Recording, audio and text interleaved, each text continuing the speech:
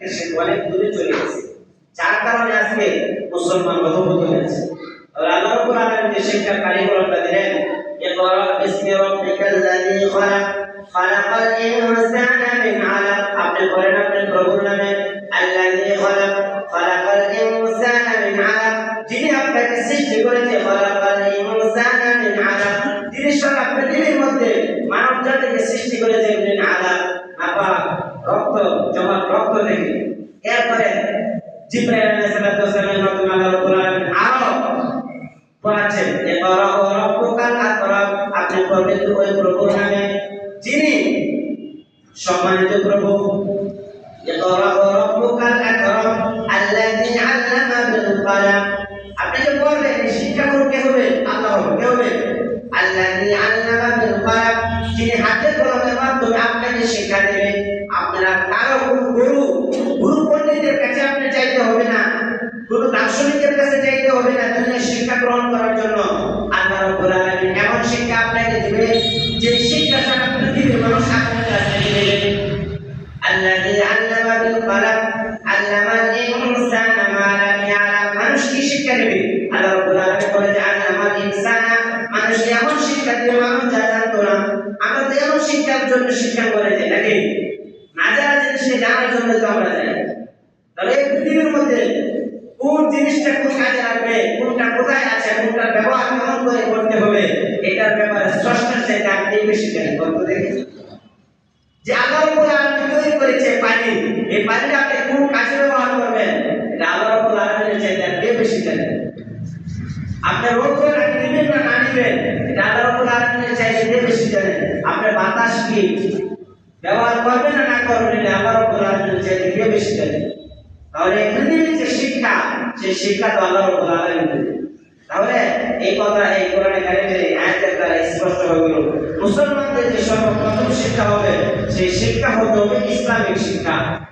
এই জন্য আল্লাহ রাসূল সাল্লাল্লাহু আলাইহি ওয়াসাল্লাম হাদিসের মধ্যে ইরশাদ করেছেন, তালাবুল ইলমি ফারিদাতুন আলা কুল্লি মুসলিম। সকল মুসলমানদের উপর ইলমে দ্বীন অন্বেষণ করা এটা প্রত্যেক মুসলমানদের উপর ফরজ।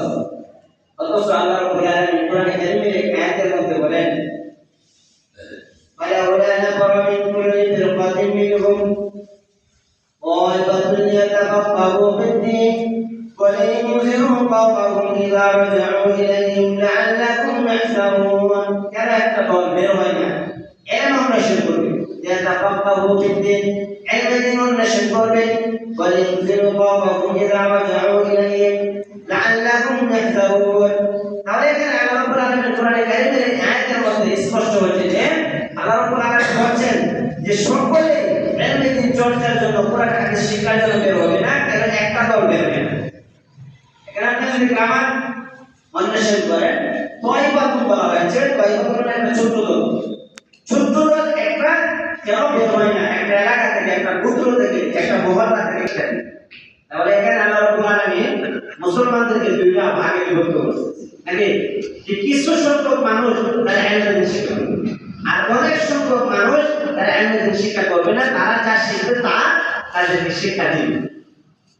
কিন্তু আল্লাহ রাসূল সাল্লাল্লাহু আলাইহি ওয়াসাল্লামের হাদিসের দ্বারা স্পষ্ট হয়েছে সকলের উপর কি ইলমে দ্বীন অর্জন করা কি ফরজ। তাহলে এটা দেখা যাচ্ছে বাহ্যিকভাবে যে এটা সাংঘর্ষিক একটা কি মতভেদ বিষয়, যে কোরআন বলতেছে এক কথা, হাদিসে এক কথা, বিষয়টা কি না এরকম।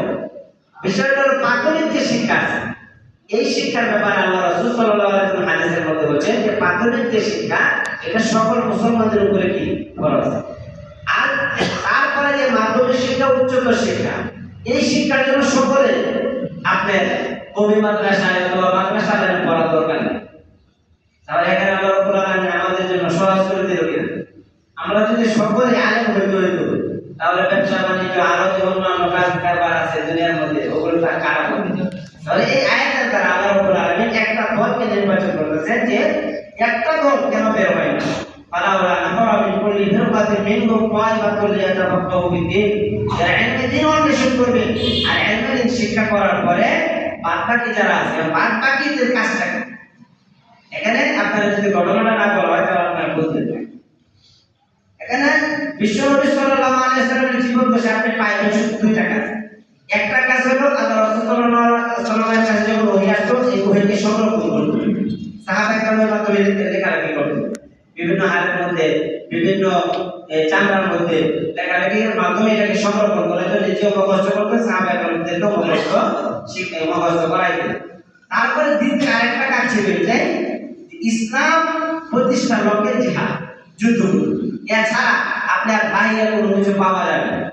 মানে এই দুইটা জিনিসকে কিন্তু প্রাধান্য দেওয়া হবে। তো একটা যুদ্ধের মধ্যে সাহাবায়ে কেরাম একটু আইসেল করছিল, তারা যায়নি, তাদের ফসল কাটার সময় হচ্ছিল, তারপরে তারা জিহাদে যায় না, যুদ্ধ করতে যায়নি। তো আল্লাহ রাব্বুল আলামিন এই যুদ্ধ কেন যায় না এটার জন্য অনেক তিরস্কার করছেন। একটা যেও নাই ইলাইকুম ইযা রাজাতুম ইলাইহি, তারা যে যুদ্ধ যায় না তারা কিন্তু আপনার কাছে এসে বলবে আমার তো একটা জরুরত ছিল বাড়িতে, আমার ধান খেত ভেঙে গেছিল, তো এটা কাটার সময় আসছিল, তখন এই জন্য আমি যাই। বিভিন্ন অজুহাত তারা পেশ করবে। আল্লাহ রাসূলকে আগেই সতর্ক করেন আল্লাহ রাব্বুল আলামিন, এই সমস্ত অজুহাত আপনি কোনটাই গ্রহণ করবেন না, এদের ব্যাপারে সিদ্ধান্ত আমি নেব। এরপর অনেক তিরস্কার আসার পরে তারপরে সাহাবায়ে কেরামের শাস্তি হয়েছিল এই যুদ্ধে না যাওয়ার কারণে। তখন সাহাবায়ে কেরাম রাদিয়াল্লাহু তাআলা একটা প্ল্যান করলেন যে আগামীতে যে কোনো যুদ্ধের জন্য যখন আসবে আর আমরা তো মদিনায় থাকবো। তখন পরবর্তীতে আরেকটা যুদ্ধের ঘোষণা যখন আসে তখন সকল সাহাবায়ে কেরাম যুদ্ধের জন্য প্রস্তুত, ছেলে বউ পোলাপান সব। এখন আর মদিনাতে যে আল্লাহ রাসূলের সাথে থাকবে এমন ব্যক্তি পাওয়া যাচ্ছে না যে মদিনায় থাকবে। তো তাদেরকে তাশকিল করা হলো যে আপনারা কিছু ব্যক্তি থাকেন মদিনায় আল্লাহ রাসূলের সাথে, বলছে না আমরা থাকবো না, এই জন্য যে আল্লাহ রাব্বুল আলামিন পরবর্তীতে আবার তিরস্কার করবে যে এদের ভিতরে ঈমানের ঘাটতি আছে, এই জন্য তারা জিহাদের মধ্যে, যুদ্ধের মধ্যে যায়। এই জন্য সকলের প্রস্তুতি। এরপরে আল্লাহ রাব্বুল আলামিন এই আয়াতটা নাযিল করেছেন যে মালাওয়া না করো, কেন এই সাহস